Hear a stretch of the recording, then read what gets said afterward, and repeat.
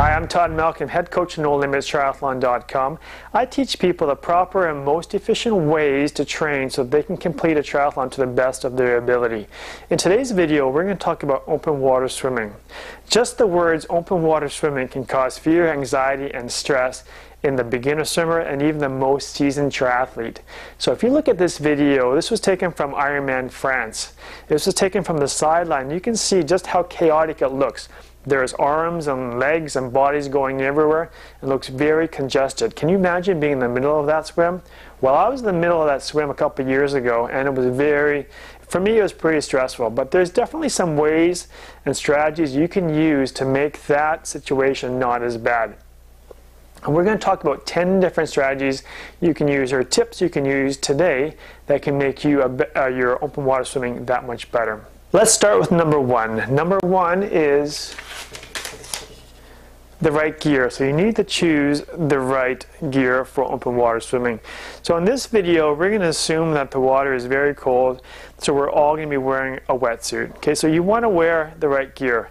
So for me, this year I'm using, I got a new wetsuit. This is a Hoob wetsuit. And you want to make sure that your wetsuit is properly fit.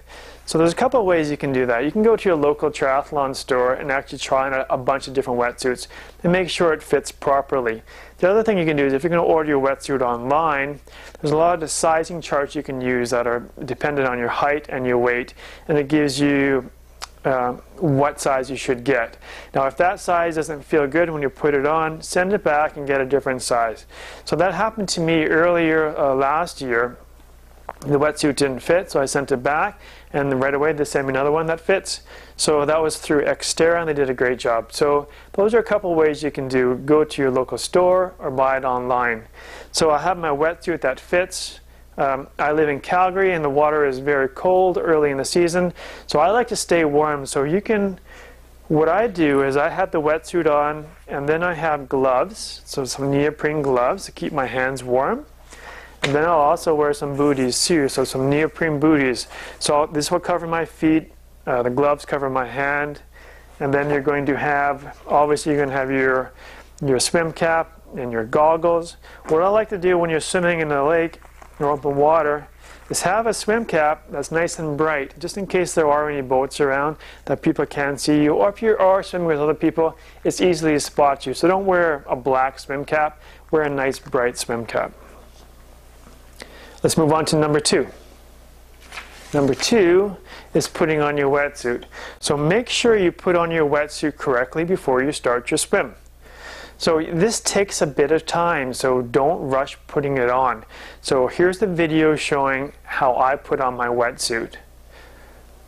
So when you look at this video, I'm going to put it on one leg at a time, and as I'm pulling up my wetsuit, I keep hiking up the wetsuit, up, all the way up to the crotch, so there's no extra wetsuit material down by my ankles. I keep pulling, up. And then after I put my arms in, I do the same thing with my arms. On the sleeves, I pull the wetsuit up to my shoulders so that there's no extra wetsuit material by my wrist, and it's going to pull my wetsuit out. So you want it all pulled up, and then zip it up on the back so your wetsuit's going to be fitting nice and comfortable. If you don't pull up your wetsuit to your crotch, pull it up to your shoulders, the wetsuit's going to restrict your shoulder movement when you're swimming, and you don't want that. So when you're putting on your wetsuit, please make sure that you pull up the material all the way to your crotch and up to your shoulders. Okay, let's move on to number three. Number three is a warm-up. So when you're doing open water swimming, lots of times the water is very cold, so make sure you warm up. And here's a video showing you how I warm up. What I do is when I'm going into the lake, I gradually walk into the lake, and there's going to be a bit of a shock to your body because you're going to have this cold water going in your wetsuit. And when you do submerge your body, your face is going to feel the shock, and your body almost goes into hyperventilation. So you have to control your breathing. And what I do is I go up and down in the water quite a few times until I feel my breathing is under control and I can handle the cold water. Now this may take 1 to 3 minutes before you actually start swimming, but make sure that you do get your breathing and everything under control before you start swimming. So in a race situation, it's very important to do a warm-up. So get in, get this cold water shock completed so that your body is used to it, and then do a warm-up. I like to warm up at least 100 to 300 meters. So swim off towards the first buoy. If the buoy is out to 600 meters, that may be a little bit silly, but go out in that direction and then swim back. So it loosens up your arms, loosens up your shoulders, and gets your body ready to do the swim. So warm-up is very important. The biggest thing is getting used to the cold water. Okay, let's move on to number 4. Number 4 is sighting. Now I've watched many triathlons from the sidelines, and it's always interesting to watch. You see the mass of people going off, but there's always quite a few people that often go far to the right or far to the left.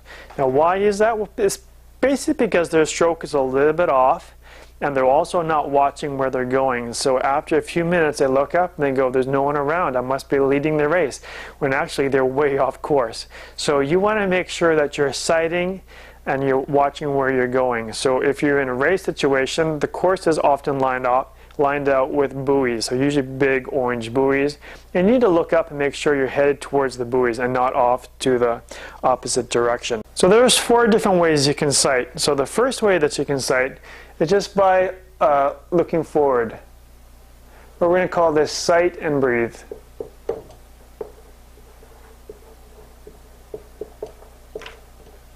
And that's by looking forward. So if you are swimming along, it's going to look like this. You're into your stroke, and when you want to see where you're going, you lift your head up, see where you're going, and then back down. And as you're lifting your head up, you can take a breath at the same time and then put your head down. So what you're doing is you're sighting, breathing, and back down, getting back into your regular breathing pattern. The second way that you can do it is sight and breathe to the side. This is how I like to sight when I'm swimming. So I usually breathe to my left side. So now this time I'm going to take a breath. So when this arm is coming down, I'm lifting my head up, seeing where I'm going. And once I have a good sight where I'm going, then I turn my head to take a breath back. So again, up here, I look up to see where I'm going and turn my head to take a breath. So that's a method that I like. So the third option you can do is called breathing, sight, sight. Breathing, sight to the side. So what that is what you're doing. Say if I breathe to the left, the first thing I do is I take my breath to the side, I turn to the front, see where I'm going, and then get back into my routine. Breathe, breathe, now I can do it again. So onto the side, take my breath, look forward, and then back down. And again, if you choose number 2 and number 3, it's really personal preference. What feels more natural to you, which feels the easiest. Number 4 is really just going to be called sighting. Sighting with no breathing. And some people choose this method as well. So you're swimming along, taking your breath to the side, and you look up, but you don't breathe. Breathe, then you look up, and you don't take a breath. So it's up to you which method you're going to choose. You could choose 1 to 4. For me, I like either probably number 2 or number 3. But it's definitely a personal preference and whatever feels most comfortable for you. Okay, so now we are on to number 5. Number 5 is breathing. Breathing is one of the most challenging things that beginner swimmers have to do, and it's one of the most common questions I get. How do I breathe? So we're going to keep breathing relatively simple. So whenever you're turning your head into the water, you start exhaling right away. And you exhale through your nose and your mouth. So you turn your head into the water, exhale right away, exhale slowly. And then when you need to take a breath, you turn your head to the side. And when your face is out of the water, then you inhale predominantly through your mouth. Turn your head back in, exhale through your nose and your mouth. So this may change depending on the water conditions. So if the water is very calm, keep your head down and keep it low when you're taking your breath. But if it becomes a little bit choppy, a little bit wavy, what you have to do is change your breathing so that you're not going to breathe into the waves. So you just turn your head up a little bit higher and get that breath in, and then turn it back down and then exhale. So that's breathing. Try not to breathe in when your face is in the water, and when your face is out of the water, just focus on exhaling. Okay, let's move on to number 6. Number 6 is panic attacks. So a panic attack is when you are in open water swimming, especially in a race situation, and you start to go, you just start to kind of freak out a bit.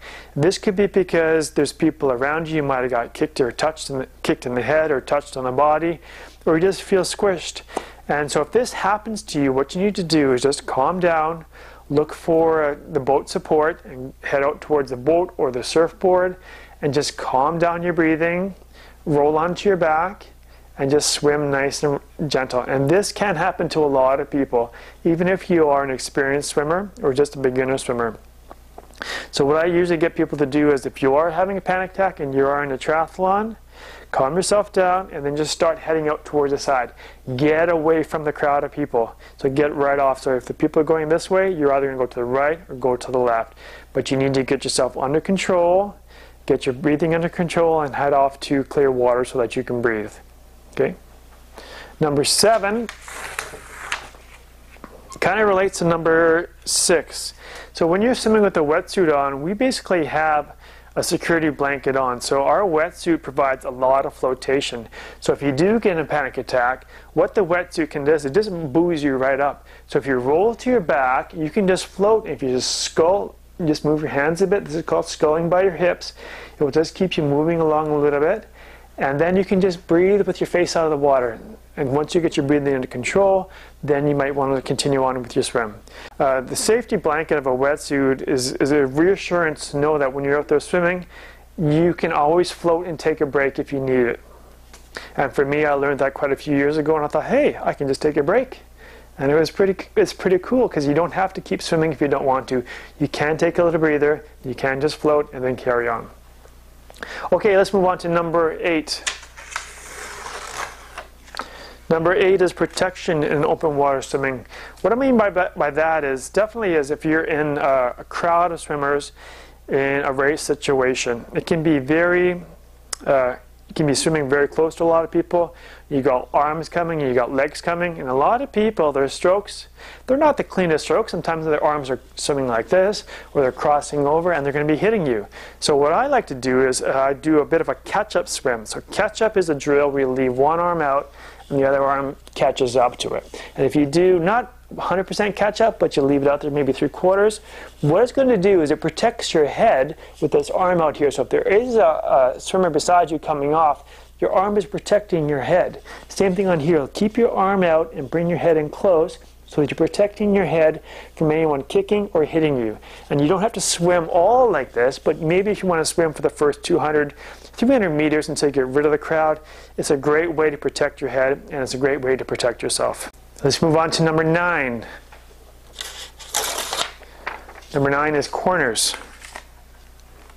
So when we're in a triathlon, let's say this is the starting area or the beach. We're going to swim off in this direction straight. We're going to have some buoys out here.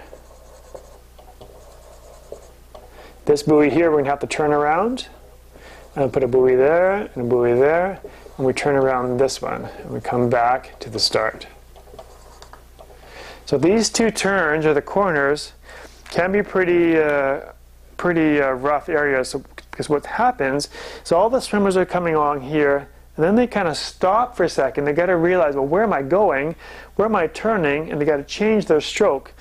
And what happens around this corner is a lot of people change their kick from a flutter kick out to a whip kick, and so their feet are coming out, and if you're right beside them and their legs go out, they can be kicking you in the side or in the head. So what I get people to do is, if you see you're coming up to the turn buoy, and if you're with a lot of people, I suggest going out and swimming a little bit wide. You might add a little extra distance to your swim, but you might save yourself being kicked, and that sometimes is worth the extra distance. Now if you're coming into the buoy and you're leading the pack, then just hug it nice and tight, come around the corner, and then you don't have to worry about being kicked. So that's always an extra incentive to being a fast swimmer. Okay, we got the last one coming up. We're at number 10, and this is stroke style. So your stroke style may change depending on the water conditions. If you are swimming in a very flat water, I suggest swimming a nice long stroke. Okay, so you pause and go a little bit longer than normal. But when the water starts to get rough, then try to do a little bit more of a faster stroke. I find that the faster stroke is better for rougher waters, and if you're doing a nice smooth water, then do more of a longer catch-up stroke. So that's 10 ideas you can add to help improve your open water swimming. I hope you found this information useful. If you have any other ideas or tips for open water swimming, post them below this video. I'd love to hear it. This is Todd Malcolm from NoLimitsTriathlon.com saying happy training.